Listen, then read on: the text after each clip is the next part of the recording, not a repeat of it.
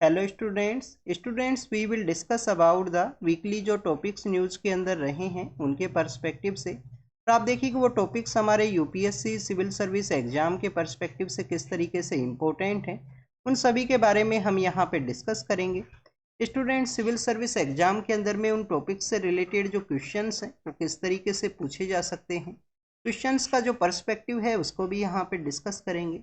तो आप देखिए कि हमारे जो वीकली जो टॉपिक्स हैं, जो 18 नवंबर से लेकर 24 नवंबर का जो समय है, उस दौरान में जो टॉपिक्स न्यूज़ के अंदर रहे हैं उसका ये डिस्कशन एंड रिवीजन लेक्चर है। और स्टूडेंट्स, नेक्स्ट संडे से कोशिश करेंगे कि आपका जो कंप्लीट वीक का जो डिस्कशन एंड रिवीजन का जो लेक्चर है टॉपिक्स का, उसको संडे का ही इवनिंग है उस समय अपलोड कर सके, जिससे कि आप वीकली बेसिस के ऊपर जो टॉपिक्स हैं उनको यहाँ पे कवर कर सको। तो स्टूडेंट्स, लेक्चर को स्टार्ट करते हैं। फर्स्ट टॉपिक जो न्यूज़ के अंदर था लास्ट 1 वीक के अंदर में, वो आपको मणिपुर का जो एरिया है वो न्यूज़ के अंदर देखने के लिए मिलता है। स्टूडेंट्स, आप देखिए कि आज का जो डिस्कशन लेक्चर है उसके अंदर हम टॉपिक के पर्सपेक्टिव से डिस्कस करेंगे। नेक्स्ट लेक्चर के अंदर जो टॉपिक्स हैं उनको फर्स्ट आप यहाँ पे डिस्कस करेंगे, फिर उनको सेग्रीगेट करेंगे कि topic wise polity and economy के पर्सपेक्टिव से किस तरीके से टॉपिक इंपॉर्टेंट है उसके रिगार्डिंग।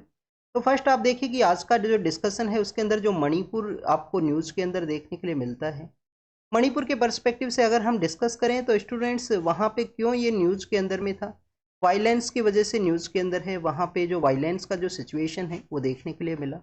सेकंड, आप देखिए कि वहाँ पे armed force special power act है, armed force special power act है, उसको भी कुछ एरियाज़ के अंदर में फिर से रीइम्पोज है वो किया गया है। इसकी वजह से भी जो मणिपुर है वो न्यूज़ के अंदर था। हमारी जो मिनिस्ट्री ऑफ होम अफेयर्स है उनके द्वारा जो सिक्योरिटी सिचुएशन है उसका रिव्यू को कैरी आउट किया गया, इस वजह से भी आपको मणिपुर है वो न्यूज़ के अंदर देखने के लिए मिलेगा। तो स्टूडेंट्स, मणिपुर के पर्सपेक्टिव से आपको क्या यहाँ पे जो बेसिक नॉलेज है वो होना चाहिए उसके बारे में अगर हम बात करें तो स्टूडेंट्स, जैसे ही हमारे कंट्री के द्वारा इंडिपेंडेंस को अचीव किया गया, इंडिपेंडेंस को आप देखिए कि सिक्योर किया गया 15 अगस्त 1947 के समय में, उसके लेटर फॉर्म के अंदर मणिपुर है वो इंडिया का पार्ट आपको देखने के लिए मिलता है। तो इनिशियल फेज के दौरान में आप देखिए कि हमारे जो स्टेट्स हैं उनको डिवाइड किया गया था 4 कैटेगरी के अंदर में। इनिशियल फेज के अंदर हमारे जो स्टेट्स हैं आपको 4 कैटेगरी के अंदर देखने के लिए मिलते हैं। कैटेगरी ए है, कैटेगरी बी है, सी एंड डी है। डी कैटेगरी के अंदर आप देखिए कि जो अंडमान एंड निकोबार है, अंडमान एंड निकोबार है, ओनली वहाँ पे उसको रिजर्व किया गया। ओनली आप देखिए कि वन जो एरिया है वो डी कैटेगरी के अंदर आपको देखने के लिए मिलता है। गवर्नर के जो प्रोविंस हुआ करते थे, गवर्नर के जो एरियाज हुआ करते थे, उनको ए कैटेगरी के अंदर रखा गया है। टोटल 9 एरियाज यहाँ पे हुआ करते थे। कैटेगरी बी के अंदर में आप देखिए कि आपको जो प्रिंसली स्टेट्स हैं वो देखने के लिए मिलेंगे। 9 स्टेट्स यहाँ पे हुआ करते थे, प्रिंसली स्टेट्स हैं कैटेगरी बी के अंदर में। कैटेगरी सी के पर्सपेक्टिव से अगर हम डिस्कस करें तो चीफ कमिश्नर के जो प्रोविंस हैं, यहाँ पे आपको 10 जो बेसिकली जो स्टेट्स हैं वो चीफ कमिश्नर की जो प्रोविंस है उसकी कैटेगरी के अंदर उनको रखा गया था, कैटेगरी सी में। और जो कैटेगरी डी है उसके पर्सपेक्टिव से हमने डिस्कस किया, अंडमान एंड निकोबार है, ओनली उसको वहाँ पे रिजर्व किया गया। स्टूडेंट्स, अंडमान एंड निकोबार भी आप देखिए कि लास्ट 1 वीक के अंदर न्यूज़ के अंदर है। अंडमान एंड निकोबार क्यों न्यूज़ के अंदर में था, जो वहाँ पे एक फिश का जो हब है उसके रूप से डेवलप किया जाए, टूना जो फिश है उसके हब के रूप से उसको डेवलप किया जा सके, उसकी रिगार्डिंग में। तो इसको भी हम डिस्कस करेंगे, टूना फिश है उसको भी हम डिस्कस करेंगे कैसे वहाँ पे अंडमान एंड निकोबार का इम्पोर्टेंस है। बट आप देखिए कि जब मणिपुर को ऐड किया गया था तो मणिपुर को जो कैटेगरी सी स्टेट्स हैं उसके अंदर में ऐड किया गया था, जो कि यहाँ पे चीफ कमिश्नर के जो प्रोविंस है उसके अंदर हुआ करते थे। तो स्टूडेंट्स, आपको जो सी कैटेगरी है उसके अंदर मणिपुर का जो इंडिया के अंदर ऐड है वो देखने के लिए मिलता है। मणिपुर को जो स्टेट हुड है वो किस समय दिया गया, मणिपुर का जो स्टेट हुड है वो किस समय दिया गया, आप देखिए कि 1972 के समय आपको 3 स्टेट्स को स्टेट हुड है वो देखने के लिए मिलता है। हमारे नॉर्थ ईस्ट के जो 3 स्टेट्स हैं जिनको कि स्टेट हुड है वो उस समय ग्रांट किया गया था। कौन कौन से वो स्टेट्स हैं बेसिकली स्टूडेंट्स? अब आप देखिए कि नॉर्थ ईस्ट के अंदर जो आसाम है, आसाम ऑलरेडी जो स्टेट है वो हुआ करता था, आसाम का जो पार्ट है। स्टूडेंट्स, आसाम के लेटर फॉर्म के अंदर में आपको देखने के लिए मिलेगा कि 1962 के समय जो नागालैंड है उसको भी स्टेट हुड है वो दिया गया था। नागालैंड को जो स्टेट हुड है वो दिया गया, ग्रेटर नागालिंगम मूवमेंट है उस समय आपको देखने के लिए मिलेगा। 1962 एंड 63 के समय वो मूवमेंट है। नेक्स्ट आप देखिए कि आसाम एंड नागालैंड के लेटर फॉर्म के अंदर में 3 न्यू स्टेट्स उनको क्रिएट किया गया था, उनको स्टेट हुड है वो ग्रांट किया गया 1972 के समय में। वो 3 स्टेट्स आपको देखने के लिए मिलते हैं। एक स्टेट उसके अंदर है स्टूडेंट्स मणिपुर है। मणिपुर के अलावा स्टूडेंट्स मेघालय उसका पार्ट है, जो मेघालय है वो भी उसका पार्ट है। मेघालय के अलावा आप देखिए कि जो त्रिपुरा है, त्रिपुरा भी उसका जो पार्ट है वो देखने के लिए मिलेगा। इन 3 स्टेट्स को जो स्टेटहुड है 1972 के समय ग्रांट किया गया। स्टूडेंट्स उसके लेटर फॉर्म के अंदर आप देखिए कि सिक्किम को ऐड किया गया था 35 कॉन्स्टिट्यूशन अमेंडमेंट एक्ट के थ्रू। 35 जो कॉन्स्टिट्यूशन अमेंडमेंट एक्ट के थ्रू जो सिक्किम है उसको एज ए एसोसिएट स्टेट के रूप से ऐड किया गया, बट उनको फुल फ्लैज जो स्टेटहुड है वो चाहिए, वहाँ के लोगों का डिमांड था कि फुल फ्लैज स्टेटहुड है उसको ग्रांट किया जाए। तो 36 कॉन्स्टिट्यूशन अमेंडमेंट एक्ट के थ्रू फिर से सिक्किम को एज ए कंप्लीट स्टेट के रूप से ऐड किया गया। जब 35 के रूप से ऐड किया गया था तो आप देखिए कि आर्टिकल 2A है, टेंथ जो शेड्यूल है उस समय सिक्किम के पर्सपेक्टिव से आपको देखने के लिए मिलेगा। 36 के थ्रू इन बोथ जो पार्ट्स हैं उनको डिलीट करते हुए एज ए फुल फ्लैज जो स्टेटहुड है वो यहाँ पे 19 आप देखिए कि 36 का थ्रू जो 1975 के समय 1975 के समय एज ए स्टेटहुड है वो ग्रांट किया गया। अब आप देखिए कि नॉर्थ ईस्ट के अंदर में 2 स्टेट्स हैं, उनको स्टेटहुड है वो नहीं दिया गया है, उनको इस समय यूनियन टेरिटरी बना दिया गया था 1972 के समय में। कौन कौन से हैं वो स्टूडेंट्स? फार ईस्ट के अंदर में जो टॉप साइड के ऊपर है अरुणाचल प्रदेश है। फार ईस्ट के अंदर में जो डाउन साइड के ऊपर है वो मिजोरम है। तो स्टूडेंट्स अरुणाचल प्रदेश एंड मिजोरम, अरुणाचल प्रदेश और जो मिजोरम है उनको एज ए यूनियन टेरिटरी के रूप से यहाँ पे सेटअप किया गया था। बट आप देखिए कि 1987 के समय जब गोवा को स्टेटहुड ग्रांट किया गया, 1987 के समय जब गोवा को स्टेटहुड ग्रांट किया गया तो उसी समय में आपको अरुणाचल प्रदेश, गोवा, अरुणाचल प्रदेश और जो मिजोरम है उसको स्टेटहुड है वो उस समय ग्रांट किया गया था। तो बेसिकली मिजोरम हमने यहाँ पे मणिपुर का जो स्टेटहुड है उसके पर्सपेक्टिव से डिस्कस किया कि कैसे इसको स्टेटहुड है वो यहाँ पे ग्रांट हुआ। नेक्स्ट आप देखिए कि मणिपुर का जो नेम है उसके पर्सपेक्टिव से अगर हम डिस्कस करें तो मणिपुर का जो नेमिंग है वो आपको किसके थ्रू देखने के लिए मिलता है? 18 सेंचुरी के समय में आप देखिए कि वहाँ पे एक रूलर हुआ करते थे। 18 सेंचुरी के जो रूलर हैं उनका नाम है स्टूडेंट्स गरीब नवाज नाम के उनका बेसिकली नेम है। तो बेसिकली इन पर्सन के द्वारा जो यहाँ पे मणिपुर का जो नेमिंग है वो किया गया था। मणिपुर का जो नाम है वो आपको डिफरेंट अदर नेम्स हैं जो एंशिएंट समय में वहाँ के लोगों के लिए यूज किए जाते थे वो भी आपको देखने के लिए मिलते हैं। आप देखिए कि मणिपुर जो वर्ड है उसका मीनिंग यही है कि सिटी ऑफ जेवल्स है, कि रत्नों का जो शहर है, सिटी ऑफ जेवल्स के रूप से भी इसको जाना करते हैं। सिटी ऑफ जेवल्स के रूप से या रत्नों का जो शहर है, मणियों का जो शहर है उसके रूप से भी इसको जाना करते हैं। नेक्स्ट अगर हम बात करें स्टूडेंट्स मणिपुर के ही पर्सपेक्टिव से, अब आपको यहाँ पे मणिपुर के बारे में क्या बेसिक और इन्फॉर्मेशन होना चाहिए? स्टूडेंट्स आपको यहाँ पे मणिपुर का जो इम्पोर्टेंस है हमारे फ्रीडम मूवमेंट के अंदर में उसके बारे में आपको जानकारी होना चाहिए। आप देखिए कि जैसे ही अहोम एम्पायर का डिक्लाइन होता है उसके बाद में डिफरेंट काइंड ऑफ ट्रीटीज हैं वो आपको नॉर्थ ईस्टर्न पार्ट के अंदर देखने के लिए मिलेंगी।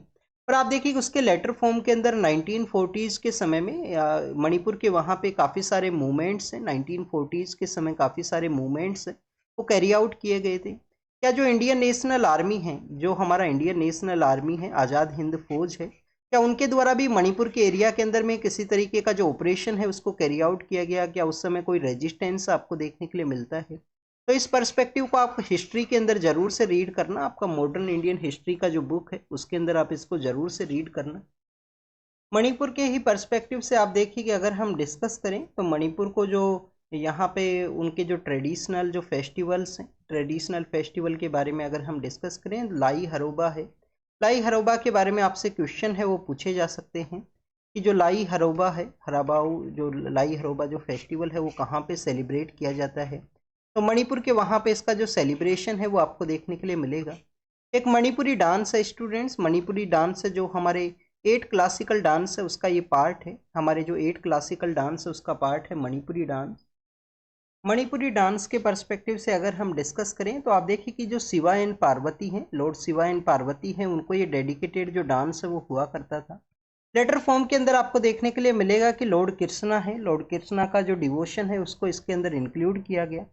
15 सेंचुरी के समय हमारा जो ईस्टर्न पार्ट है वहाँ पे जो वैष्णव है, वैष्णव जो कल्ट है उसका जो प्रमोशन है, या आप देखिए कि वो लोगों के बीच में उसका जो प्रेजेंस है वो आपको देखने के लिए मिलता है। तो स्टूडेंट्स उसी वजह से आप देखिए कि यहाँ पे जो लॉर्ड कृष्णा है वो एज ए सेंट्रल थीम के रूप से आपको देखने के लिए मिलेंगे। मणिपुर के वहाँ पे एक किंग हुआ करते थे, किंग का नाम है राजा भागचंद्र। राजा भागचंद्र जो आपको 18वीं सेंचुरी के समय देखने के लिए मिलेंगे। तो स्टूडेंट जो राजा भागचंद्र हैं उनके द्वारा इस डांस को प्रमोट किया गया था 18वीं सेंचुरी के समय में। लेटर फॉर्म के अंदर आपको देखने के लिए मिलेगा कि जो मणिपुरी डांस है उसको जब शांति निकेतन को इस्टेब्लिश किया गया था रविंद्रनाथ टैगोर साहब के द्वारा। तो स्टूडेंट जो शांति निकेतन है वहाँ पे इस डांस का जो प्रेजेंस है वो आपको देखने के लिए मिलता है। आप देखिए कि शांति निकेतन को यूनेस्को का जो वर्ल्ड हेरिटेज साइट है उसके रूप से भी रिकॉग्नाइज किया गया है यूनेस्को के द्वारा। यूनेस्को का जो हमारी वर्ल्ड हेरिटेज साइट्स का जो लिस्ट है उसका जो पार्ट है वो आपको शांति निकेतन है वो देखने के लिए मिलेगा, जिसको कि लास्ट ईयर ऐड किया गया था। मणिपुरी डांस के बारे में अगर हम बात करें तो मणिपुरी जो डांस है वो डिवोशन के पर्सपेक्टिव से है। मणिपुरी जो डांस है वो डिवोशन के पर्सपेक्टिव से है। यहाँ पे किसी भी तरीके का आपको जो सेंसुअलिटी का जो एक्टिविटीज है वो नहीं देखने के लिए मिलती हैं। इसके अलावा स्टूडेंट्स आप देखिए कि मणिपुरी ही डांस के अंदर में आपको यहाँ पे जो संकीर्तना है, संकीर्तना के अलावा जो ठेंगता है, वहाँ पे जो मार्शल आर्ट्स है उनका भी इन्फ्लुएंस आपको इस डांस के ऊपर देखने के लिए मिलेगा। तो आप देखिए कि हमने यहाँ पे जो मार्शल आर्ट है उसके पर्सपेक्टिव से डिस्कस किया। जो ठेंगता वहाँ का मार्शल आर्ट्स है मणिपुर का। तो स्टूडेंट्स मणिपुर का ये जो मार्शल आर्ट है उसके रिगार्डिंग में अब आप देखिए कि एक क्वेश्चन को हम यहाँ पे प्रैक्टिस करते हैं।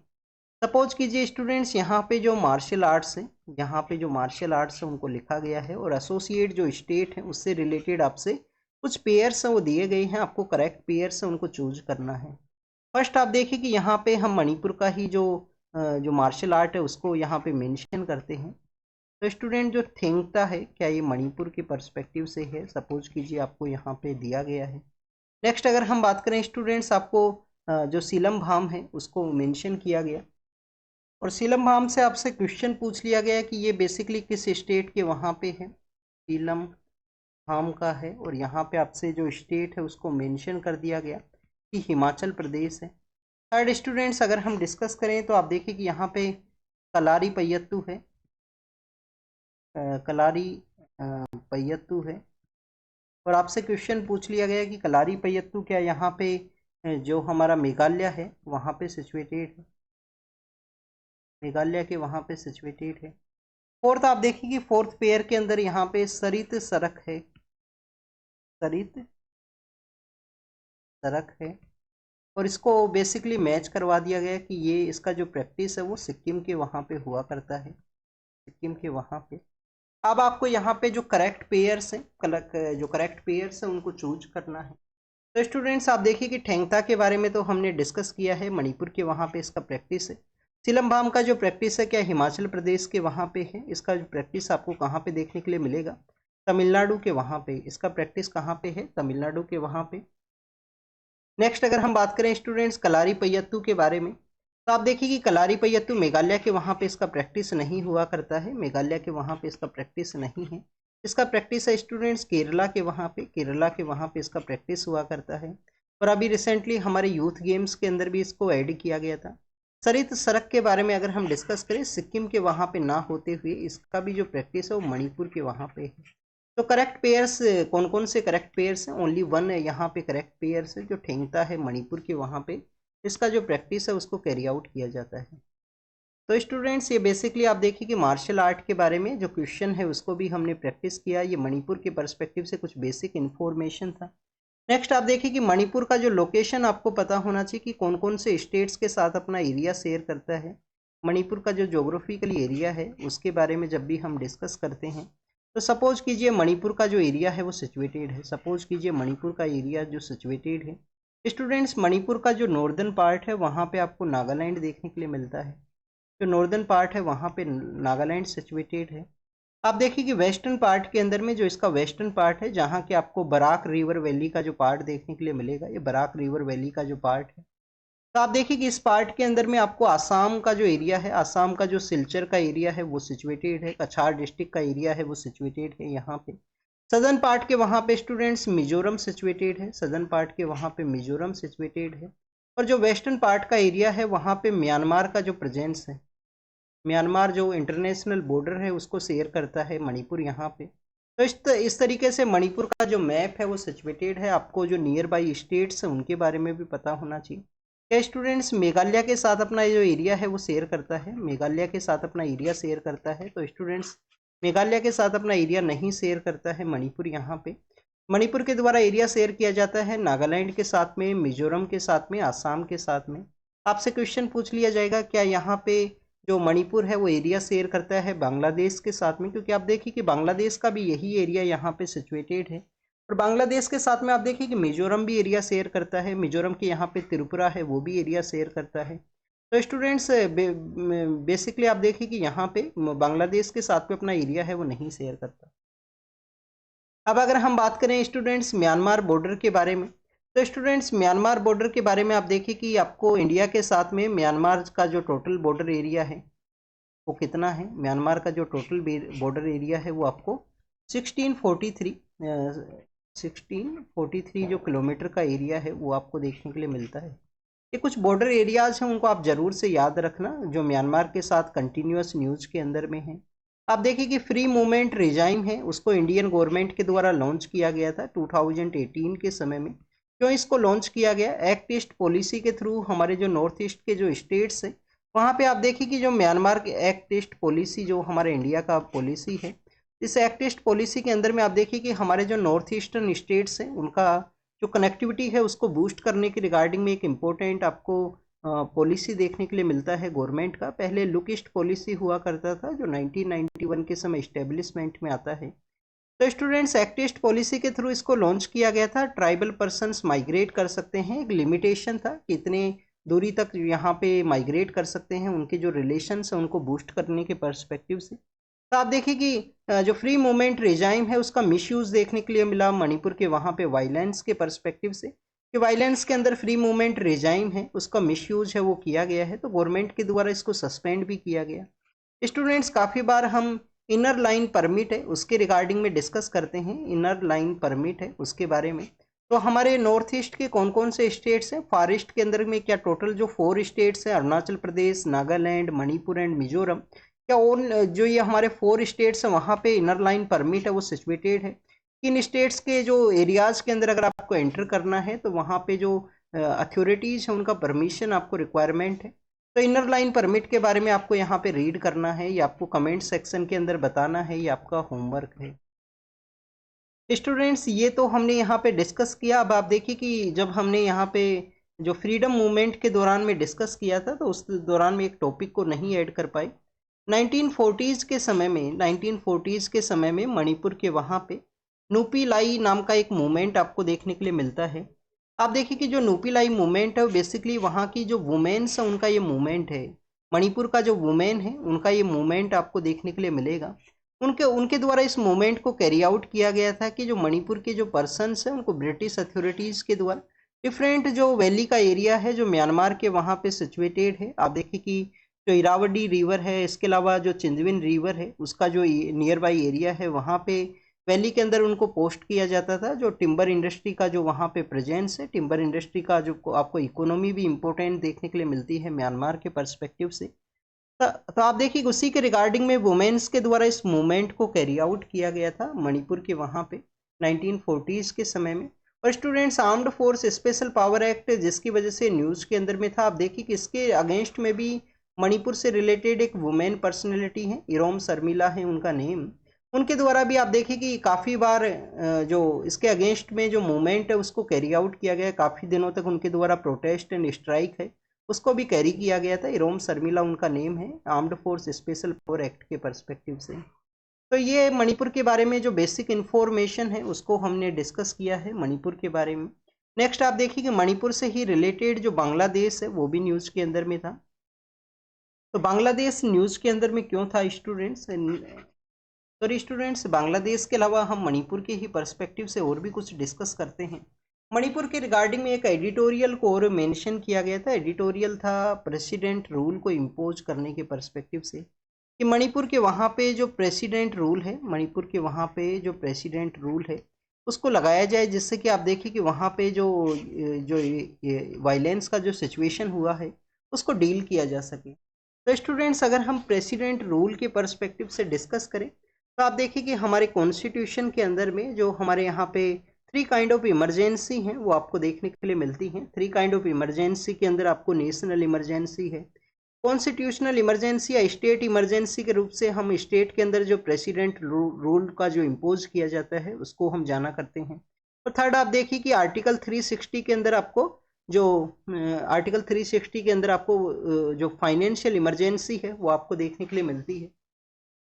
तो अगर हम डिस्कस करें प्रेसिडेंट रूल के बारे में तो स्टूडेंट्स आर्टिकल जो 355 है, आर्टिकल 355 है, इसके अंदर आप देखिए कि सेंटर का जो रिस्पॉन्सिबिलिटी है उसको बताया गया है कि जो सेंट्रल गवर्नमेंट है उनका रिस्पॉन्सिबिलिटी है कि किसी भी स्टेट के वहाँ पे एवरी स्टेट के अंदर में जो रूल का जो प्रोसेस है वो कॉन्स्टिट्यूशन के प्रोविजंस के अकॉर्डिंग होना चाहिए।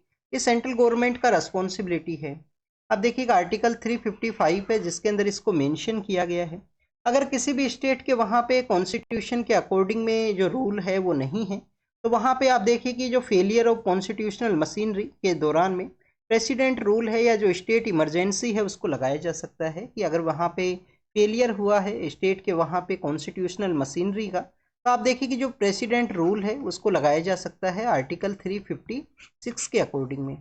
नेक्स्ट अगर हम बात करें तो आप देखिए कि आपको आर्टिकल 365 और देखने के लिए मिलता है, आपको आर्टिकल जो 365 है वो भी आपको देखने के लिए मिलेगा कि कोई भी स्टेट यहाँ पे फेल्ड हुआ है, अगर स्टेट फेल होता है, स्टेट फेल्ड टू कंप्लाई, इस सेंटर के द्वारा कोई यहाँ पे आप देखिए कि डायरेक्शंस को इश्यू किया गया है, इस सेंटर का जो डायरेक्शंस है उनको कंप्लाई करने के पर्सपेक्टिव से फेल हुआ है तो उस समय भी जो स्टेट इमरजेंसी है जो प्रेसिडेंट रूल है वो लगाया जा सकता है। स्टूडेंट्स प्रेसिडेंट रूल के बारे में आपको जानकारी होना चाहिए कि हमारे जो बोथ हाउस हैं जिसके अंदर लोकसभा है और राज्यसभा है, बोथ हाउस के अंदर में आप देखिए कि जो सिंपल मेजोरिटी है उसके पर्सपेक्टिव से इसको कैरी आउट किया जाएगा। 2 मंथ के अंदर जो अप्रूवल है उसको कैरी आउट करना है, 2 मंथ के अंदर में जो अप्रूवल है उसको सैंक्शन करवाना है या उसको अप्रूवल करवाना है प्रेसिडेंट रूल के रिगार्डिंग में।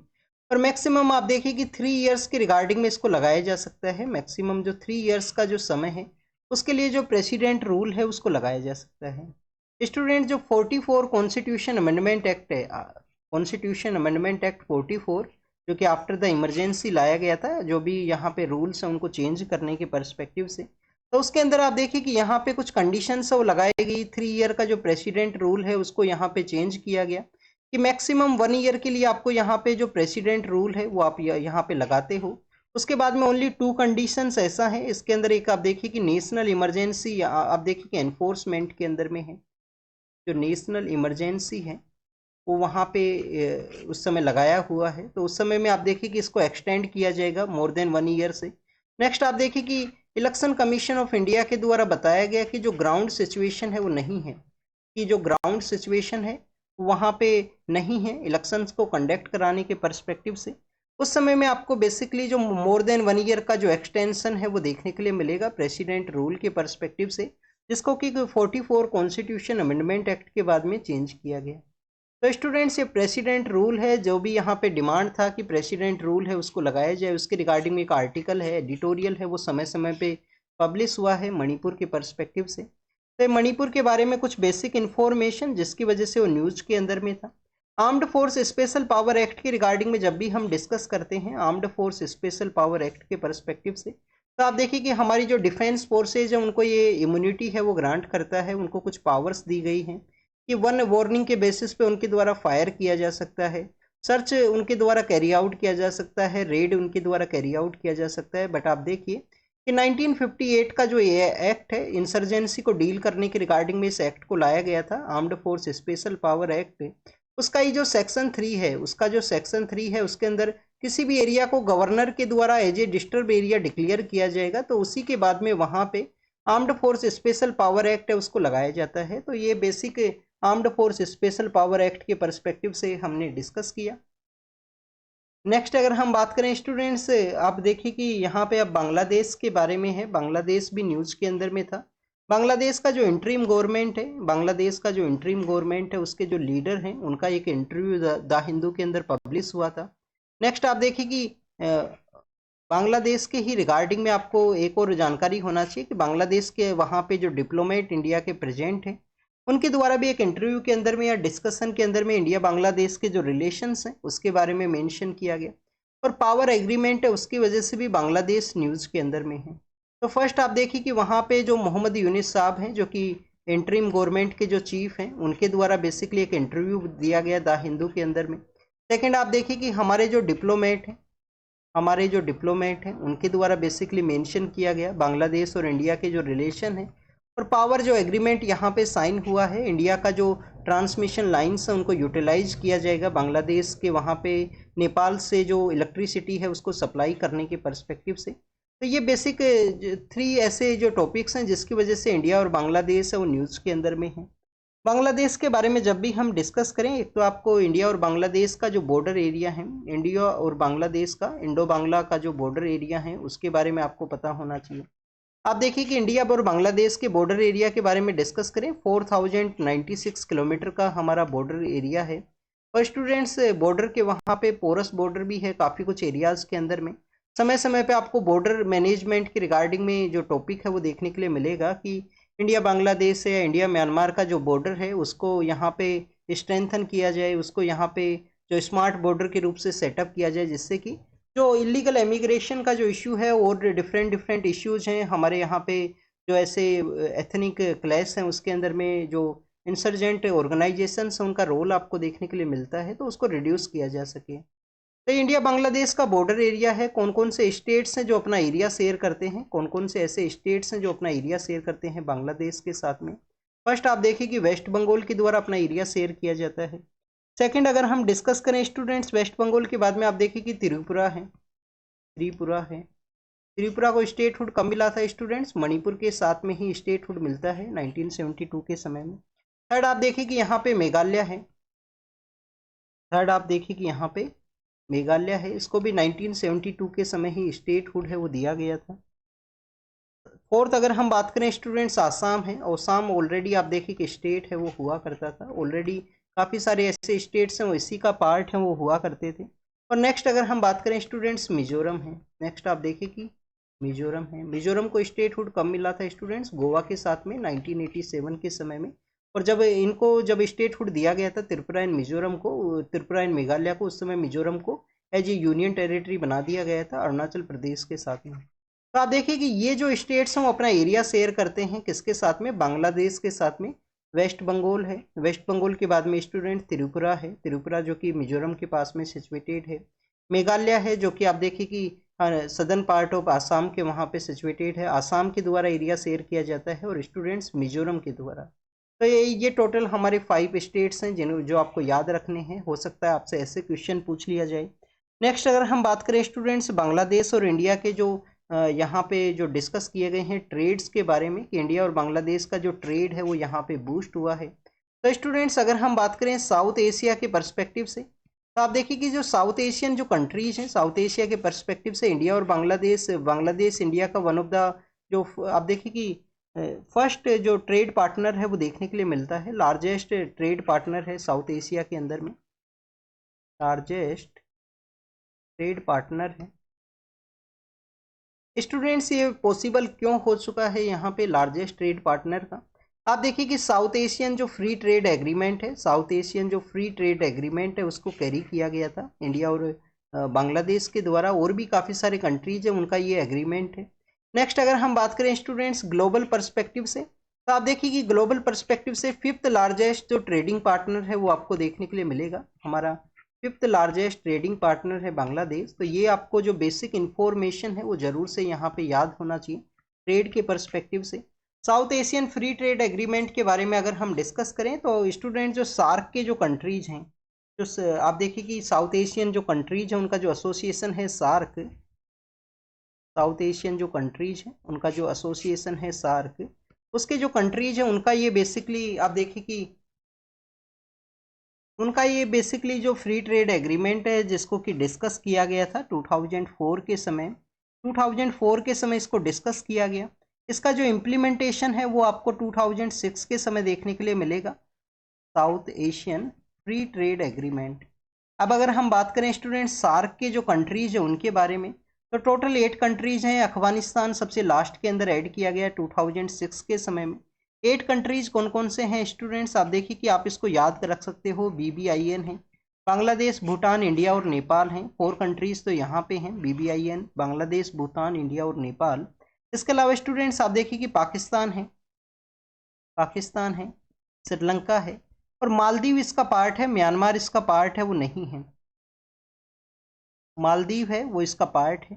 तो स्टूडेंट्स इस तरीके से 7 कंट्रीज हैं। सो 8th आप देखिए कि जो अफगानिस्तान है उसको 2006 के समय ऐड किया गया था। तो ये सार्क के जो कंट्रीज हैं उनका फ्री ट्रेड एग्रीमेंट है, जो कोटा फ्री यहाँ पे जो मूवमेंट है उसको अलाउ किया गया, duty free and quota free जो ट्रेड है उसको अलाउ किया गया। इसी वजह से आपको बांग्लादेश इंडिया का जो 5th largest global partner and largest जो ट्रेड पार्टनर है वो आपको देखने के लिए मिलेगा साउथ एशिया के पर्सपेक्टिव से। तो ये बांग्लादेश के बारे में हमने डिस्कस किया। अब अगर हम बात करें स्टूडेंट्स, यहाँ पे एक्स्ट्राडिशन जो ट्रीटी है उसको भी यहाँ पे डिस्कस किया गया है कि बांग्लादेश और इंडिया का जो एक्स्ट्राडिशन ट्रीटी है, अब आप देखिए कि एक्स्ट्राडिशन जो ट्रीटी है उसको साइन तो किया गया है बोथ कंट्रीज के द्वारा, इंडिया और बांग्लादेश के द्वारा इसको यहाँ पे जो साइन है वो तो किया गया है। बट आप देखिए कि यहाँ पे जो अगर पॉलिटिकल नेचर के अंदर अगर एक्स्ट्राडिशन अलाउ किया गया है, पॉलिटिकल नेचर से रिलेटेड है, पॉलिटिकल पर्सन का एक्स्ट्राडिशन है, तो उसको डिनाई किया जा सकता है किसी भी कंट्री के द्वारा पॉलिटिकल नेचर का जो एक्स्ट्राडिशन है उसे। तो ये बेसिकली यहाँ पे जो फॉर्मर पॉलिटिकल लीडर हैं उनके एक्स्ट्राडिशन की रिगार्डिंग में भी डिस्कस किया गया था उस एडिटोरियल के अंदर में। नेक्स्ट आप देखिए कि ये बांग्लादेश के बारे में हमने डिस्कस किया। तो बांग्लादेश और इंडिया के जो बॉर्डर एरियाज़ के अंदर में आपको बॉर्डर हाट का भी देखने के लिए मिलता है। तो हमारे जो बॉर्डर एरियाज़ हैं, बॉर्डर एरियाज़ के अंदर में one of the successful initiative आप देखिए कि इंडिया और बांग्लादेश बॉर्डर के वहाँ पे है कि जो लोकल कम्युनिटीज़ हैं उनको किस तरीके से यहाँ पे आप देखिए कि बॉर्डर एरियाज़ के अंदर में अपना जो ट्रेड है, अपना जो लोकल बिजनेस है उसको अलाउ किया गया है इस बॉर्डर हाट के कॉन्सेप्ट के थ्रू में। स्टूडेंट्स काफ़ी बार आपको इंडिया और बांग्लादेश के वहाँ पे जो रूट्स हैं जिसमें पेट्रापोल, बिनापोल के जो एरिया हैं उनके बारे में भी आप रीड करना। रिसेंटली आप देखिए कि हमारे यहाँ पे कुछ क्लासिकल लैंग्वेज है उनको भी स्टेटस दिया गया, जिसके अंदर आपको जो बंगाली लैंग्वेज है उसका पार्ट देखने के लिए मिलेगा। रिसेंटली आप देखिए कि हमारी गवर्नमेंट के द्वारा जो क्लासिकल लैंग्वेज है उनको एक्सपेंड किया गया है, उनको यहाँ पे न्यू लैंग्वेज है उनको ऐड किया गया। तो स्टूडेंट्स क्लासिकल लैंग्वेज के अंदर जो न्यू लैंग्वेज है उनको ऐड किया गया है उसके पर्सपेक्टिव से अगर हम डिस्कस करें तो आप देखिए कि जो बंगाली लैंग्वेज है उसको यहाँ पे ऐड किया गया, पाली को ऐड किया गया, जो प्रकृत आप देखिए कि जो सातवाहना एम्पायर है उनका ऑफिशियल लैंग्वेज हुआ करता था। तो पाली है, प्रकृत है, बंगाली है। उसके अलावा स्टूडेंट्स यहाँ पे जो आसामीज है, आसामीज के अलावा आप देखिए कि जो मराठी लैंग्वेज है, तो ये टोटल जो 5 लैंग्वेज है उनको क्लासिकल लैंग्वेज का जो स्टेटस है वो दिया गया है। स्टूडेंट्स हमने यहाँ पे बंगाली लैंग्वेज इस वजह से ऐड किया गया कि वेस्ट बंगाल एंड बांग्लादेश के वहाँ पे उस लैंग्वेज का जो यूज है वो आपको देखने के लिए मिलता है। अब अगर हम बात करें स्टूडेंट्स यहाँ पे इससे अर्लियर फेज के अंदर जिन लैंग्वेज को क्लासिकल लैंग्वेज का स्टेटस हुआ करता था वो स्टूडेंट्स आपको सदर्न पार्ट ऑफ इंडिया से रिलेटेड देखने के लिए मिलती है मैक्सिमम लैंग्वेज। आप देखिए कि केरल के वहाँ पे कौन सा लैंग्वेज बोला जाता है, मलयालम आपको केरल के वहाँ पे देखने के लिए मिलेगा। कर्नाटक के वहाँ पे आप देखिए कि कन्नड़ा लैंग्वेज है। तमिलनाडु के वहाँ पे जो तमिल लैंग्वेज है, तमिलनाडु के वहाँ पे तमिल लैंग्वेज है। आंध्र प्रदेश एंड तेलंगाना के वहाँ पे जो तेलुगु लैंग्वेज है। तो आप देखिए कि इस तरीके से 4 हमारे सदर्न पार्ट ऑफ इंडिया का लैंग्वेज है। उसके अर्लियर फेज के अंदर में संस्कृत लैंग्वेज है जो नॉर्दर्न पार्ट के अंदर बोला करते थे, तो ओडिया लैंग्वेज जो उड़ीसा के वहाँ पे बोली जाती है।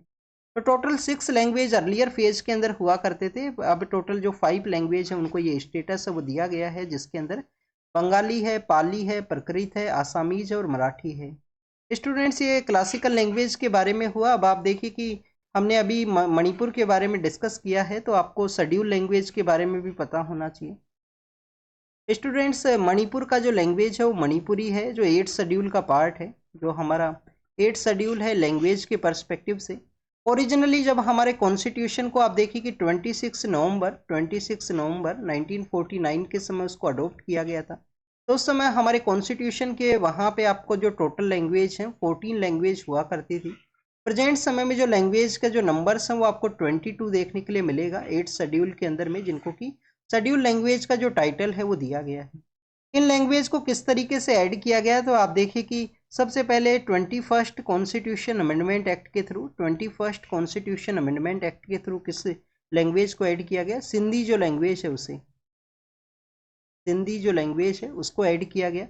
अब ये ईयर कौन सा है, 1967 का ये ईयर है, 1967 का ये ईयर है 21st कॉन्स्टिट्यूशन अमेंडमेंट एक्ट। फिर आप देखिए कि 71st जो कॉन्स्टिट्यूशन अमेंडमेंट एक्ट है 92 के समय, तो 1992 के समय 71st जो कॉन्स्टिट्यूशन अमेंडमेंट एक्ट है उसके थ्रू जो कोंकणी लैंग्वेज है, कोंकणी है, मणिपुरी है, कोंकणी है, मणिपुरी है, और आप देखिए कि जो नेपाली है, जो नेपाली लैंग्वेज है उनको ऐड किया गया था 71st कॉन्स्टिट्यूशन अमेंडमेंट एक्ट के थ्रू। फिर स्टूडेंट्स आपको 92nd जो कॉन्स्टिट्यूशन अमेंडमेंट एक्ट है वो आपको देखने के लिए मिलता है। आप देखिए कि 2011 के समय जो 92nd जो कॉन्स्टिट्यूशन 2003 के समय 2003 के समय आपको जो आपको 92nd कॉन्स्टिट्यूशन अमेंडमेंट एक्ट के देखने के लिए मिलेगा, जिसके अंदर बोडो, डोगरी, मैथिली और संथाली, बोडो, डोगरी, मैथिली और संथाली, इन 4 लैंग्वेज को यहाँ पे क्लासिकल लैंग्वेज शेड्यूल लैंग्वेज है उसका स्टेटस दिया गया। तो यहाँ पे आप देखिए कि 1 लैंग्वेज है, यहाँ पे 3 लैंग्वेज है, यहाँ पे 4 लैंग्वेज है, तो टोटल 8 लैंग्वेज हैं हमारे यहाँ पे। 14 से जो 22 का जो जर्नी है वो इस तरीके से आपको शेड्यूल लैंग्वेज का जो जर्नी है वो देखने के लिए मिलता है। तो ये बेसिकली शेड्यूल लैंग्वेज है, बांग्लादेश है, मणिपुर है, उसके पर्सपेक्टिव से अब हमने डिस्कस कर चुके हैं। नेक्स्ट अगर हम बात करें स्टूडेंट थर्ड न्यूज़ के बारे में, तो एलिफेंट्स के पर्सपेक्टिव से था। थर्ड न्यूज़ आप देखिए कि एलिफेंट के पर्सपेक्टिव से है। एलिफेंट का जो डेथ है वो देखने के लिए मिला था स्टूडेंट्स। डेथ कहाँ पे देखने के लिए मिला था, जो बांधवगढ़ टाइगर रिजर्व का एरिया है वहाँ पे आपको डेथ देखने के लिए मिला। उड़ीसा के वहाँ पे आप देखिए कि जो संबालपुर का जो एरिया है वहाँ पे भी जो न्यूज़ है वो सामने आया था। इलेक्ट्रिसिटी की वजह से, उसके जो शॉक की वजह से एलिफेंट्स उनका जो डेथ है वो हुआ है। अब आप देखिए कि इन सभी एरियाज़ के बारे में हम डिस्कस करेंगे। स्टूडेंट्स एलिफेंट के पर्सपेक्टिव से जब भी हम डिस्कस करते हैं तो आपको प्रोजेक्ट एलिफेंट के बारे में पता होना चाहिए। आप देखिए कि हमारे यहाँ पे जो एलिफेंट्स हैं उनको प्रोटेक्ट करने के पर्सपेक्टिव से प्रोजेक्ट एलिफेंट है उसको स्टार्ट किया गया था 1992 के समय, जिसके अंदर एलिफेंट है उनको प्रॉपर वे के अंदर जो प्रोजेक्ट यहाँ पे प्रोटेक्ट है वो कैरी आउट किया जा सके। एलिफेंट्स के बारे में आप देखिए कि एलिफेंट्स का जो सर्वे है वो कंडक्ट होता है। एलिफेंट्स का जो सेंसस सर्वे है वो आपको देखने के लिए मिलेगा, जिसके अंदर स्टूडेंट जो कर्नाटका है वहाँ पे आप देखिए कि लार्जेस्ट नंबर्स के अंदर में जो एलिफेंट्स वो आपको देखने के लिए मिलेंगे।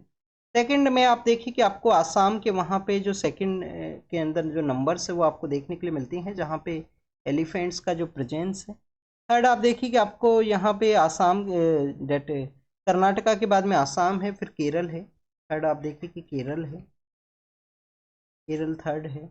नेक्स्ट अगर हम बात करें स्टूडेंट्स IUCN स्टेटस के बारे में, तो आप देखिए कि एलिफेंट का जो IUCN स्टेटस है वो आपको एंडेंजर्ड है वो देखने के लिए मिलता है। आप देखिए कि एंडेंजर्ड है। नेक्स्ट अगर हम बात करें students wild life protection act के बारे में, तो वाइल्ड लाइफ प्रोटेक्शन एक्ट का जो शेड्यूल 1 है उसके अंदर इनको प्रोटेक्ट किया गया है। साइट्स का जो आप देखिए कि साइट्स का जो अपेंडिक्स 1 है उसके अंदर इनको प्रोटेक्ट किया गया है। साइट्स का जो अपेंडिक्स 1 है वहाँ पे इनको प्रोटेक्ट किया गया है। तो ये प्रोटेक्टेड स्टेटस है, प्रोटेक्टेड स्टेटस है एलिफेंट का। नेक्स्ट अगर हम बात करें स्टूडेंट्स उड़ीसा के ही बारे में, तो उड़ीसा के वहाँ पे आपको संबालपुर है, महानदी का एरिया है, मयूरभंज का जो एरिया है, जहाँ पे आप देखिए एलिफेंट्स हैं उनको प्रोटेक्ट किया जाता है। एलिफेंट्स के जो एरियाज हैं, जो कॉरिडोर्स हैं वो आपको देखने के लिए मिलेंगे। तो उड़ीसा के वहाँ पे कौन कौन सी वो जगह हैं, उड़ीसा के वहाँ पे आप देखिए आपको जो जगह हैं वो देखने के लिए मिलती हैं। संबालपुर है, संबालपुर है। संबालपुर के अलावा स्टूडेंट्स वहाँ पे महानदी है, महानदी है। महानदी के अलावा स्टूडेंट्स आपको जो मयूरभंज का जो एरिया है, आप देखिए कि छाऊ डांस जब आप रीड करते हो तो वहाँ पे छाऊ डांस के अंदर भी आपको मयूरभंज जो छाऊ है वो देखने के लिए मिलता है। तो उड़ीसा के वहाँ पे ये प्रोटेक्टेड एरियाज हैं जो बेसिकली एलिफेंट्स के रिगार्डिंग में हैं। नेक्स्ट अगर हम बात करें टाइगर रिजर्व्स के पर्सपेक्टिव से, उड़ीसा के वहाँ पे जो टाइगर रिजर्व्स हैं वो सिचुएटेड हैं। एक तो आपको सतकोसिया जो टाइगर रिजर्व है, सतकोसिया टाइगर रिजर्व है।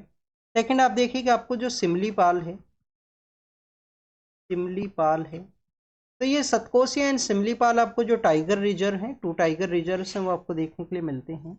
अब स्टूडेंट्स हमने यहाँ पे एलिफेंट्स के पर्सपेक्टिव से डिस्कस किया है, तो आप देखिए कि राजस्थान के वहाँ पे जो रणथंबोर नेशनल, रणथंबोर का जो एरिया है, रणथंबोर जो टाइगर रिजर्व का एरिया है, वो भी न्यूज़ के अंदर में था, द हिंदू के अंदर में। तो स्टूडेंट्स अगर हम बात करें राजस्थान के पर्सपेक्टिव से जो टाइगर रिजर्व हैं उसके बारे में,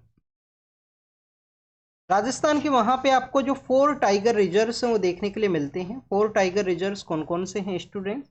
एक तो आप देखिए कि सरिस्का है, जो कि राजस्थान का जो अलवर डिस्ट्रिक्ट है वहाँ पे सिचुएटेड है। सरिस्का टाइगर रिजर्व है राजस्थान के जो अलवर डिस्ट्रिक्ट का एरिया है वहाँ पे। नेक्स्ट अगर हम बात करें स्टूडेंट्स, रणथंबोर है ईस्टर्न पार्ट ऑफ राजस्थान के वहाँ पे।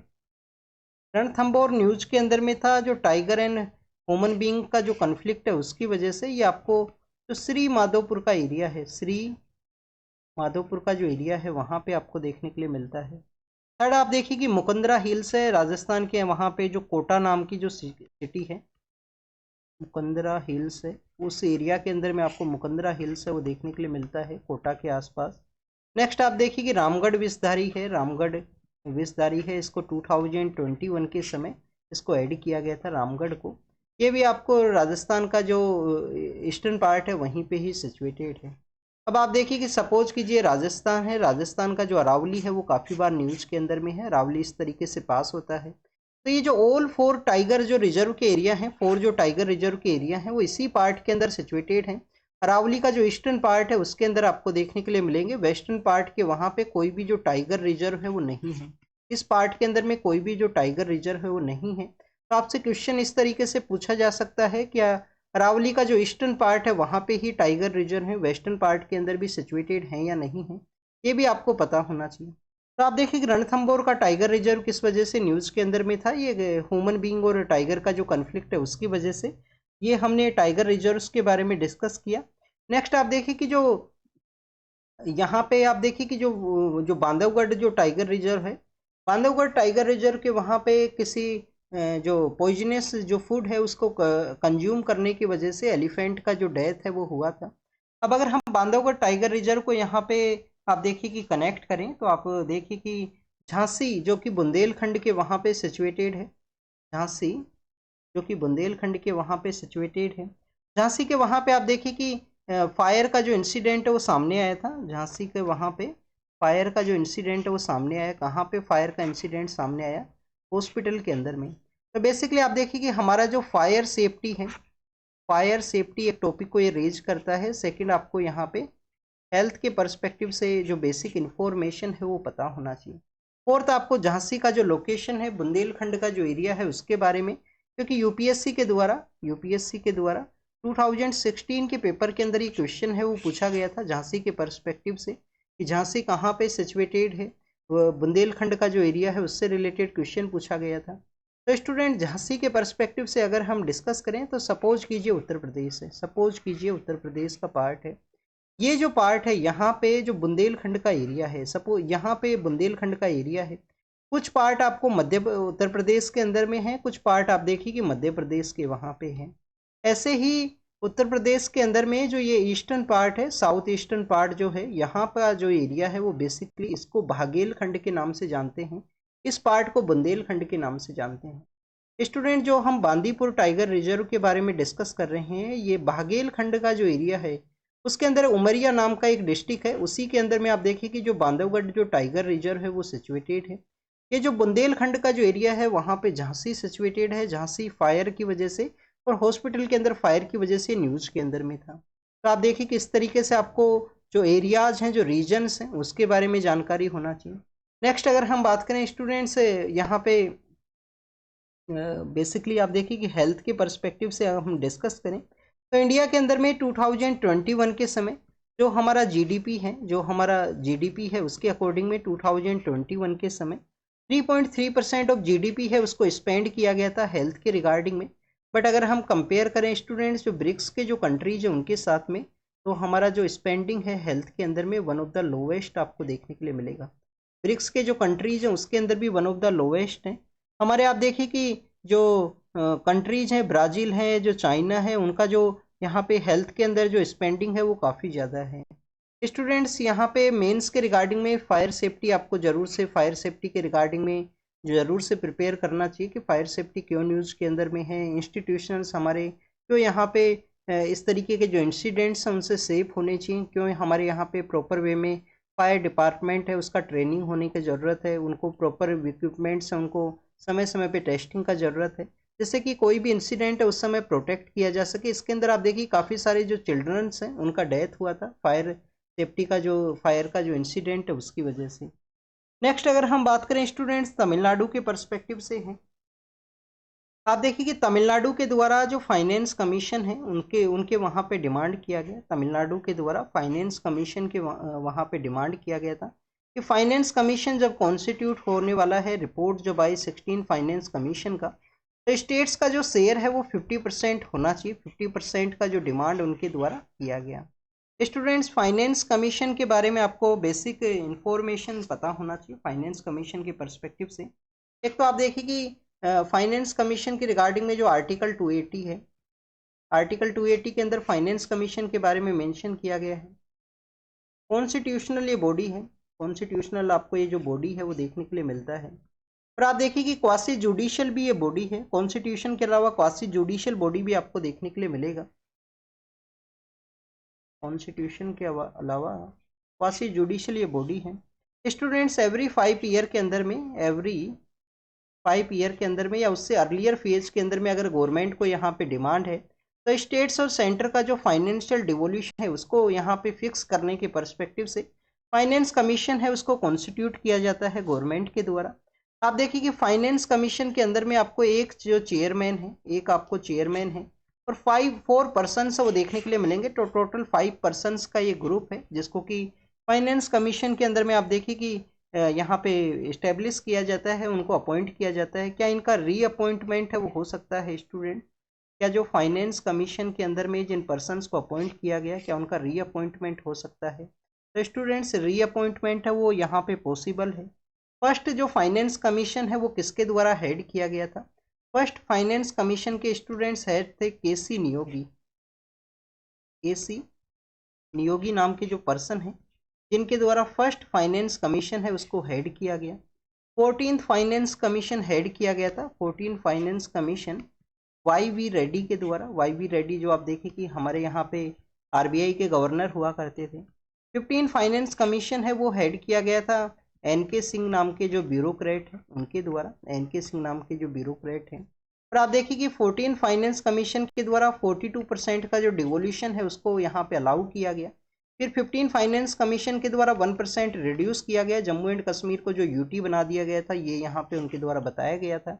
और 16 फाइनेंस कमीशन आप देखिए कि हेड किया जाएगा जिसको अरविंद जो पनगरिया हैं, अरविंद पनगरिया हैं उनके द्वारा इसको हेड किया जाएगा। और इनके द्वारा किस तरीके से डिवोल्यूशन किया जाता है ये अभी रिपोर्ट के बाद में होगा।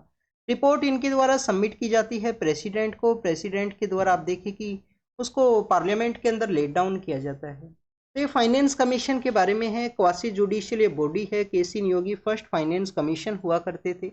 और आपको बेसिक जो इन्फॉर्मेशन है, ग्रांट इन एड है, फाइनेंशियल जो डिवोल्यूशन है, उन सभी के बारे में जो बेसिक इन्फॉर्मेशन है वो आपको पता होना चाहिए। नेक्स्ट अगर हम बात करें स्टूडेंट्स, यहाँ पे आप देखिए कि COP29 है वो न्यूज़ के अंदर में था। COP29 और एक टॉपिक है जो न्यूज़ के अंदर में था। तो स्टूडेंट्स अगर हम COP29 के बारे में डिस्कस करें तो कहाँ पे हुआ है COP29? आप देखिए कि यूनाइटेड नेशन का जो फ्रेमवर्क है क्लाइमेट चेंज के रिगार्डिंग में, UNFCCC का ये COP29 है। COP29 का जो मीटिंग हुआ है अजरबैजान का जो कैपिटल है बाकू, बाकू के वहाँ पे। अब सबसे पहले तो आपको लोकेशन ही पता होनी चाहिए कि बाकू के साथ में जो अजरबैजान है उसके साथ में कौन कौन से जो कंट्रीज हैं वो अपना एरिया शेयर करते हैं। तो सपोज कीजिए स्टूडेंट्स ये यहाँ पे अजरबैजान है वो सिचुएटेड है। अजरबैजान के यहाँ पे आपको जो नॉर्थ वेस्टर्न का जो पार्ट है, ये जो पार्ट है आप देखिए कि यहाँ पे जो जॉर्जिया है, जॉर्जिया के द्वारा एरिया शेयर किया जाता है। ये जो पार्ट है यहाँ पे रसिया का जो एरिया है वो सिचुएटेड है। और ये आप देखिए कि यहाँ पे जो कैस्पियन सी है, यहाँ पे कैस्पियन सी है। स्टूडेंट्स अगर हम बात करें यहाँ पे सदर्न पार्ट के, वहाँ पे ईरान आप देखिए कि इस्टेब्लिश है, यहाँ पे ईरान है, यहाँ पे आपको अर्मेनिया देखने के लिए मिलेगा। तो क्या इन्हीं कंट्रीज़ के द्वारा अपना एरिया शेयर करता है अजरबैजान? स्टूडेंट्स इन्हीं कंट्रीज़ के साथ में नहीं है। आप देखिए कि यहाँ पे अर्मेनिया के वहाँ पे एक ब्लॉक एरिया है, एक लैंड का एरिया है, जो बेसिकली ये भी जो एनक्लेव का जो एरिया है वो अजरबैजान को ही आप देखिए कि उन्हीं का ही है। तो ये जो यहाँ पे एक एरिया है वो बेसिकली टर्की के साथ भी अपना एरिया शेयर करता है, टर्की के साथ भी अपना एरिया शेयर करता है। इसी वजह से अजरबैजान के द्वारा जॉर्जिया है, रसिया है, अर्मेनिया है। अर्मेनिया के अलावा आप देखिए कि यहाँ पे जो ईरान है वो टर्की है, उसके साथ अपना एरिया है वो शेयर किया जाता है। COP29 के मीटिंग के अंदर में आप देखिए कि जो डेवलपिंग कंट्रीज है उनको फाइनेंस प्रोवाइड करने के पर्सपेक्टिव से यहाँ पे जो मिटिगेशन वर्क प्रोग्राम है, मिटिगेशन वर्क प्रोग्राम है, उसको बेसिकली डिस्कस किया गया। Students mitigation work program basically आप देखिए कि फाइनेंस के फ्लो के रिगार्डिंग में है, जिसको कि COP27 का जब मीटिंग हुआ था, शर्म शेख जो कि इजिप्ट के वहाँ पे है, इजिप्ट के वहाँ पे शर्म शेख है, वहाँ पे आप देखिए कि इसको अडोप्ट किया गया था मिटिगेशन जो वर्क प्रोग्राम है उसे। तो COP29 के बारे में हमने डिस्कस किया, फाइनेंशियल जो फ्लोज के बारे में, जो अडोप्टेशन फंड है, स्मॉल आइलैंड कंट्रीज के रिगार्डिंग में जो फाइनेंशियल फ्लो के जो यहाँ पे डिस्कशंस हैं, आप देखिएगा अभी वो जब कंप्लीट फेज के अंदर आएंगे तो उनको नेक्स्ट वीक के अंदर हम डिस्कस करेंगे, जो यहाँ पे इन्वायरमेंट के परस्पेक्टिव से इम्पोर्टेंट है। बाकू का जो लोकेशन है वो आप ज़रूर से देखना, बाकू का लोकेशन आपको पता होना चाहिए। नेक्स्ट अगर हम बात करें स्टूडेंट्स, यहाँ पे हमने एक और जो टॉपिक है जो न्यूज़ के अंदर में था वो था बेसिकली हाई जो परफॉर्मेंस बिल्डिंग्स हैं उनके बारे में। अब आप देखिए कि जो हाई परफॉर्मेंस बिल्डिंग्स हैं, जो हमारे यहाँ पे अर्बन एरियाज़ के लिए जो माइग्रेशन इंक्रीज हुआ है, हाई परफॉर्मिंग जो बिल्डिंग्स आपको देखने के लिए मिलेंगी। तो स्टूडेंट्स हाई परफॉर्मिंग जो बिल्डिंग्स हैं उनके अंदर में जो क्लाइमेट रेजिलिएंट किस तरीके से हों, बेटर वे में किस तरीके से वो एनर्जी को यूटिलाइज कर सकें। तो आप देखिए कि ग्रीन बिल्डिंग कोड आपको काफ़ी बार देखने के लिए मिलता है कि हमारे यहाँ पे जो बिल्डिंग्स है वो ग्रीन होना चाहिए, उनका एक कोडिफिकेशन है उसको कैरी आउट किया गया था। Ministry of new and renewable energy है, उनके द्वारा भी काफ़ी बार काफ़ी कुछ इनिशिएटिव्स है उनको लाया गया है। Ministry of new and renewable energy के द्वारा आप देखिए कि टेरी के साथ में मिलते हुए हमारे यहाँ पे एक इंस्टीट्यूट है एनर्जी जो सस्टेनेबल यूज़ के परस्पेक्टिव से, तो उनके द्वारा जो गृहा है उसको इस्टेब्लिश किया गया। स्टूडेंट्स गृहा के बारे में अगर हम बात करें, ग्रीन रेटिंग आप देखिए कि ये इनिशिएटिव है जो हमारे यहाँ पे ग्रीन रेटिंग ग्रीन बिल्डिंग्स हैं वो होनी चाहिए, सस्टेनेबल एनर्जी है उसको उनके द्वारा यूज किया जाए। तो आप देखिए कि ग्रीन रेटिंग ये इनिशिएटिव है हमारे हैबिटाट्स के पर्सपेक्टिव से, जो ministry of new and renewable energy and TERI के द्वारा जिसको सेटअप किया गया था। हमारा जो एनर्जी कंजर्वेशन जो बिल्डिंग कोड है, एनर्जी कंजर्वेशन जो बिल्डिंग कोड है उसके पर्सपेक्टिव से इसका इस्टेब्लिशमेंट है हाई परफॉर्मिंग जो बिल्डिंग्स हैं वहाँ पे एनर्जी एफिशिएंसी के रिगार्डिंग में। इसके अलावा आप देखिए कि जापान के वहाँ पे एक जो एक पर्सनैलिटी है मियावाकी, उनके द्वारा लॉन्च किया गया था कि अर्बन एरियाज़ के अंदर में किस तरीके से जो फॉरेस्ट है उसको डेवलप किया जाए जिससे कि वहाँ पे सस्टेनेबल जो लाइवलीहुड है उसको कैरी आउट किया जा सके। मियावाकी के रिगार्डिंग में जो मियावाकी कॉन्सेप्ट है अर्बन फॉरेस्ट्री के रिगार्डिंग में, आप देखिए कि यूपीएससी के द्वारा 2022 का जो प्रीलिम्स है उसके अंदर इससे रिगार्डिंग में जो क्वेश्चन है वो पूछा गया था। तो ये हाई परफॉर्मिंग बिल्डिंग्स के बारे में हुआ स्टूडेंट्स। इसके अलावा एक हाइपरसोनिक मिसाइल है जिसको टेस्ट किया गया डीआरडीओ के द्वारा। आप देखिए कि डीआरडीओ के द्वारा एक हाइपरसोनिक मिसाइल को टेस्ट किया गया था, जो कि आप देखिए कि हमारा जो 1500 किलोमीटर का जो रेंज है उसके अंदर में उसके द्वारा जो पे लोड्स हैं उनको ट्रांसफ़र किया जाएगा। हाइपरसोनिक मिसाइल है। एपीजे अब्दुल कलाम जो आइलैंड है उड़ीसा के वहाँ पे कोस्टल एरिया में, तो आप देखिए कि वहाँ पे जो मिसाइल टेस्टिंग साइट आपको देखने के लिए मिलती है। मैक 5 का जो स्पीड्स है उसके थ्रू इसके द्वारा जो पे लोड्स हैं उनको कैरी किया जाएगा, जो बोथ विंग्स हैं हमारे जो ऑल विंग्स हैं हमारे डिफेंस फोर्सेज के। मैक 5 का मीन्स यही है कि जो स्पीड ऑफ साउंड है, जो स्पीड ऑफ साउंड है उसका 5 टाइम्स, स्पीड ऑफ साउंड का जो 5 टाइम्स है वो आपको यहाँ पे जो हाइपरसोनिक जो मिसाइल है उसका जो स्पीड है वो देखने के लिए मिलेगा। नेक्स्ट अगर हम बात करें स्टूडेंट्स, यहाँ पे आप देखिए कि नेक्स्ट जो टॉपिक जो न्यूज़ के अंदर में था वो है हाइपरसोनिक मिसाइल को हमने डिस्कस किया। सागर मंथन एक जो टॉपिक है वो भी न्यूज़ के अंदर में था। स्टूडेंट्स सागर मंथन बेसिकली क्या है? हमारा जो मेरीटाइम जो एरिया है, मेरीटाइम एरिया के अंदर में आप देखिए कि किस तरीके से मेरीटाइम जो रूट्स हैं उनको यहाँ पे डिस्कस किया गया। इस जो कॉन्क्लेव है उसको ऑर्गेनाइज किया गया ऑब्जर्वर रिसर्च फाउंडेशन के द्वारा। स्टूडेंट्स इस कॉन्क्लेव के डिस्कशन के दौरान में इंडिया का जो वेस्टर्न पार्ट है, आप देखिए कि ये इंडिया है। बेसिकली इंडिया के यहाँ पे आपको 12 जो मेजर पोर्ट्स हैं वो देखने के लिए मिलते हैं। प्रेजेंट समय में 12 जो मेजर पोर्ट्स हैं वो हमारे यहाँ पे सिचुएटेड हैं। कुछ पोर्ट्स वेस्टर्न कोस्ट के ऊपर हैं, कुछ पोर्ट्स आप देखिए कि ईस्टर्न कोस्ट के वहाँ पे सिचुएटेड है। इंडिया का जो मैरीटाइम हिस्ट्री के बारे में जब डिस्कस किया गया तो इंडिया का जो एंशियंट जो यहाँ पे डिस्कशन है उसको भी कैरी किया गया। इंडस वैली सिविलाइजेशन जिसके कि अभी रिसेंटली 100 ईयर्स कंप्लीट हुए हैं, तो आप देखिए कि इंडस वैली सिविलाइजेशन का जो डिस्कवरी के 100 ईयर्स कंप्लीट हुए हैं। आप देखिए कि जिसको कि 1924 के समय दो हमारे जो आर्कियोलॉजिस्ट हैं उनके द्वारा इसको डिस्कवर किया गया था। तो स्टूडेंट्स इंडस वैली सिविलाइजेशन का दो ऐसी साइट्स हैं, एक तो आप देखिए कि धोलावीरा एक साइट है, धोलावीरा जो कि one of the latest site है इंडस वैली सिविलाइजेशन का, one of the latest site है जिसको डिस्कवर किया गया। एक आप देखिए कि लोथल नाम का जो साइट है जहाँ पे मैरीटाइम जो म्यूजियम है, हमारा जो मैरीटाइम म्यूजियम है उसको भी बजट के अंदर अनाउंस किया गया था लोथल के वहाँ पे। तो स्टूडेंट धोलावीरा एंड लोथल जो साइट्स हैं वो हमारा जो मैरीटाइम जो कनेक्टिविटी है उसको प्रेजेंट करते हैं एंशियंट समय से ही। आप देखिए कि प्रोजेक्ट मौसम है, मिनिस्ट्री ऑफ कल्चर के द्वारा लॉन्च किया गया था प्रोजेक्ट मौसम। जो प्रोजेक्ट मौसम का जो बेसिक मैंडेट यही था कि जो एंशियंट ट्रेड रूट्स हैं, जो हमारे एंशियंट ट्रेड रूट्स हैं उनको बेसिकली यहाँ पे एंशियंट ट्रेड रूट हैं उनको बेसिकली यहाँ पे फिर से रिवाइवल किया जा सके प्रोजेक्ट मौसम के थ्रू में। तो स्टूडेंट धोलावीरा एंड लोथल के बारे में मेंशन किया गया है। वेस्टर्न कोस्ट के रिगार्डिंग में प्रेजेंट समय में जब इंडिया में G20 का जब मीटिंग ऑर्गेनाइज हुआ तो उस समय में आप देखिए कि India middle east Europe economic corridor है उसे लॉन्च किया गया था। वेस्टर्न कोस्ट का जो कनेक्टिविटी है उसके पर्सपेक्टिव से ईस्टर्न कोस्ट के रिगार्डिंग में अगर हम डिस्कस करें तो स्टूडेंट्स आपको जो चेन्नई व्लादिवोस्तोक का जो आप देखिए कि जो रूट है वो देखने के लिए मिलता है। व्लादिवोस्तोक कहाँ पे है? रसिया का जो फार ईस्टर्न का एरिया है वहाँ पे आपको जो व्लादिवोस्तोक है वो सिचुएटेड है। तो चेन्नई व्लादिवोस्तोक के रिगार्डिंग में आपको ईस्टर्न कोस्ट का जो कनेक्टिविटी है फार ईस्ट और रीजन ऑफ द रसिया के वहाँ पे, तो उसके रिगार्डिंग में आप देखेंगे मैरी टाइम जो ट्रेड रूट्स हैं उनको बेसिकली डिस्कस किया गया था सागर मंथन के दौरान में।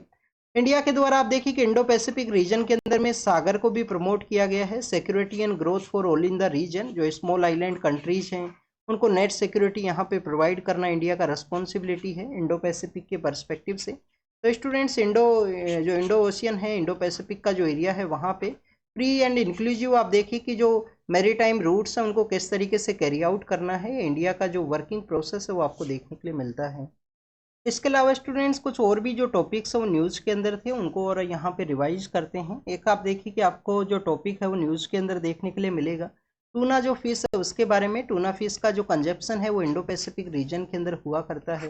टूना फिश के रिगार्डिंग में आप देखिए कि हमारे जो अंडमान एंड निकोबार आइलैंड्स हैं, अंडमान एंड निकोबार आइलैंड्स को किस तरीके से यहाँ पे इसके हब के रूप से डेवलप किया जाए, तो उसी के रिगार्डिंग में जो टूना फिश है उसको मेंशन किया गया था न्यूज़पेपर के अंदर में।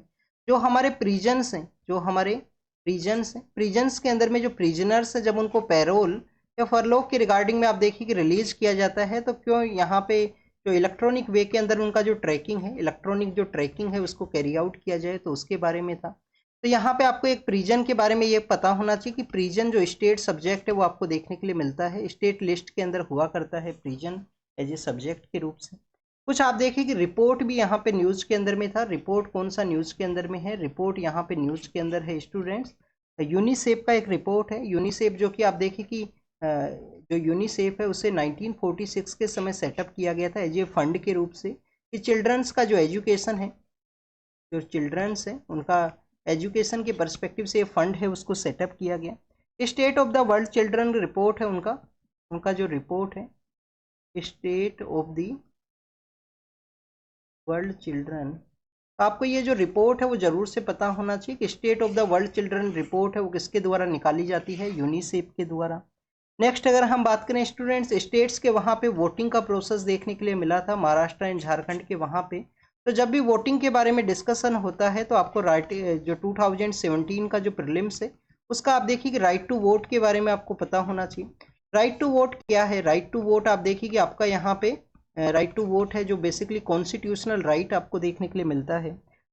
वोटिंग के प्रोसेस के बारे में जब भी हम डिस्कस करते हैं, PUCL versus union of India का जो केस है, PUCL versus union of India का जो केस है 2013 के समय में, तो कैसे आप देखिए कि जो नोटा है उसको लाया गया था कि नन ऑफ द अबव, अगर यहाँ पे किसी भी पर्सन को वोटर जो कैंडिडेट्स हैं वो पसंद नहीं है तो यहाँ पे वोटिंग को कैरी आउट किया जा सकता है। क्या राज्यसभा के अंदर भी जो आपको नोटा का जो कॉन्सेप्ट है वो देखने के लिए मिलेगा स्टूडेंट्स? राज्यसभा के अंदर नोटा का जो कॉन्सेप्ट है वो नहीं हुआ करता है प्रेजेंट समय में, उसको रिमूव किया गया कोर्ट के द्वारा। नेक्स्ट अगर हम बात करें स्टूडेंट्स, पीएम विद्या लक्ष्मी के बारे में है, सेंट्रल सेक्टर स्कीम है। जो फाइनेंशियल सिचुएशन अच्छा नहीं है जिन बच्चों का, तो उनको पीएम विद्या लक्ष्मी के थ्रू आप देखिए कि जो फाइनेंशियल सपोर्ट है उसको प्रोवाइड किया जाएगा। पीएम विद्या लक्ष्मी है, इस तरीके का स्कीम है स्टूडेंट, सेंट्रल सेक्टर स्कीम है। डेट मीन्स कि 100% जो पैसा है वो किसके द्वारा कैरी किया जाएगा? सेंट्रल गवर्नमेंट के द्वारा। सेंट्रल गवर्नमेंट के द्वारा 100% पैसा इसका कैरी आउट किया जाएगा। तो हमारे इंस्टीट्यूशंस का जो रैंकिंग है उसको ये इम्प्रूव करेगा। जो इंस्टीट्यूशंस का रैंकिंग को इम्प्रूव करेगा, उनका कंपटीशन को बूस्ट करेगा कि यहाँ पे विद्या लक्ष्मी योजना के थ्रू जो स्टूडेंट्स हैं उनके यहाँ पे एनरोल करें। तो एनआईआरएफ का जो रैंकिंग प्रोसेस है, एनआईआरएफ का जो रैंकिंग प्रोसेस है उसको भी ये इम्प्रूव कर सकता है।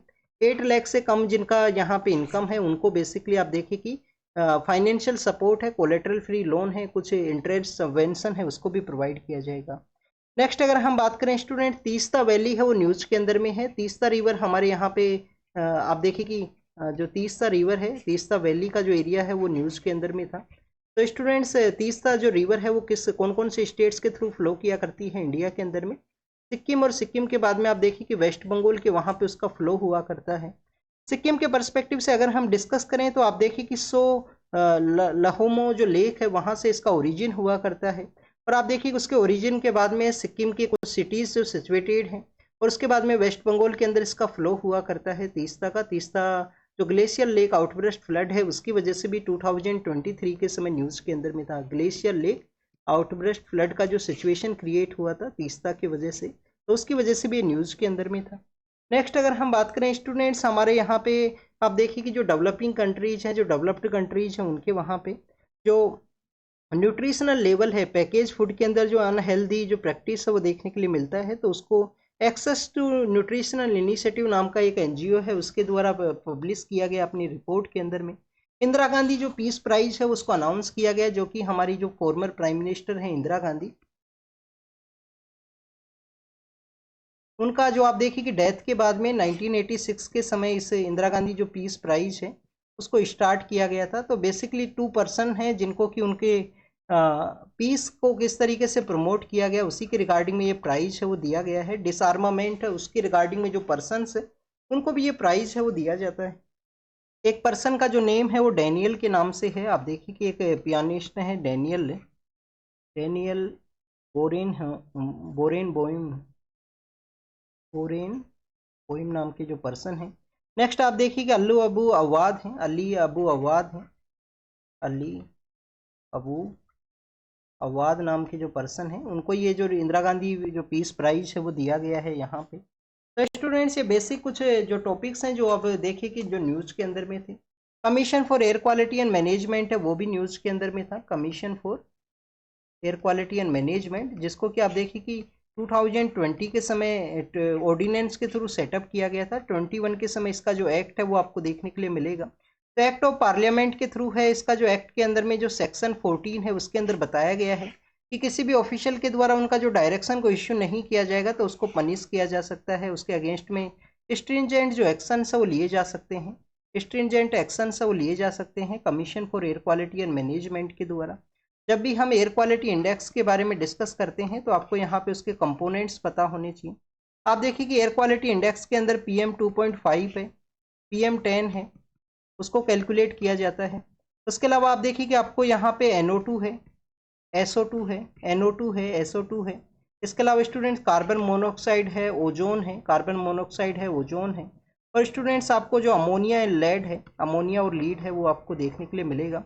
आप देखिए कि इन 8 कंपोनेंट्स है जिनको कि एयर क्वालिटी इंडेक्स के अंदर में कैलकुलेट किया जाता है, उसी के बेसिस पे एयर का जो कैलकुलेशन है वो हुआ करता है।